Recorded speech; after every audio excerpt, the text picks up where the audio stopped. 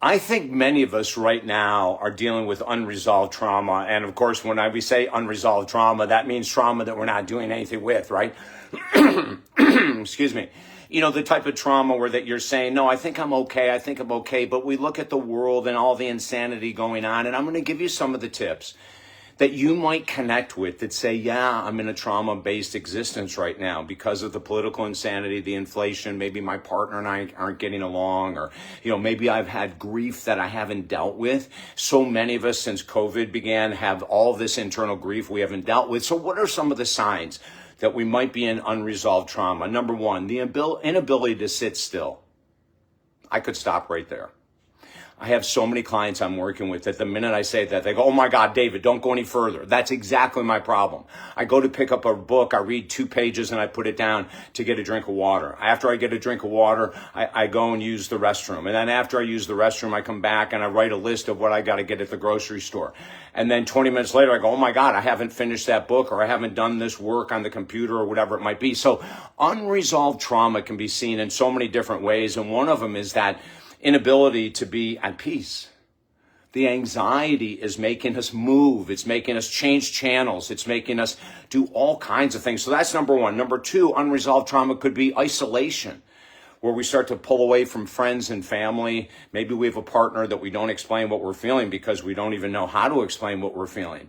So when we see ourselves pulling away and isolating, that could be a sign of unresolved trauma, right? Another number three would be an uptick in food, alcohol, watching too many television shows, too much social media, too much news, whatever it might be. If we find ourselves overly indulging in food or alcohol or pot or nicotine or TV or whatever it might be, that could be a sign of unresolved trauma. Why is that? Because all those things I just mentioned do dopamine hits in the brain, right? They take our attention away from the trauma, and we just become this machine going from one day to the next, but we're not happy. The next, of course, is a lack of happiness, right? When you're in unresolved trauma from a broken relationship, the loss of a pet, a parent, a loved one, maybe you had to move, maybe you lost your job, maybe you lost your car or your home. This is all unresolved trauma. And when we have this going on and on and on, eventually it beats us down to the fact or to the point that we have extremely low confidence, extremely low self-esteem. Finding joy and happiness is really difficult. Another sign of unresolved trauma would be a lack of self-care, a lack of exercise, eating healthy. Maybe we're not taking showers as much as we need to. Maybe we skip brushing our teeth. I know that's going to sound crazy, right? But for those people in trauma, you know what I'm talking about. And it might be one of all these things I mentioned, or it could be a combination of them. But I will tell you this. In my years of facing trauma, especially with my mom and dad dying and my addiction to alcohol that went from 12 to 40 something, I was in trauma the whole time.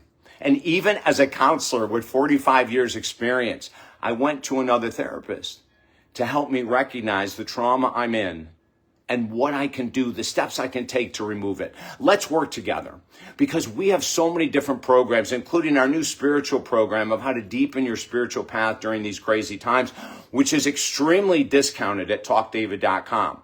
Because when you're in trauma, utilizing spiritual practices from the masters that have been working on this and writing about this for thousands of years can be the first step of shattering your trauma response.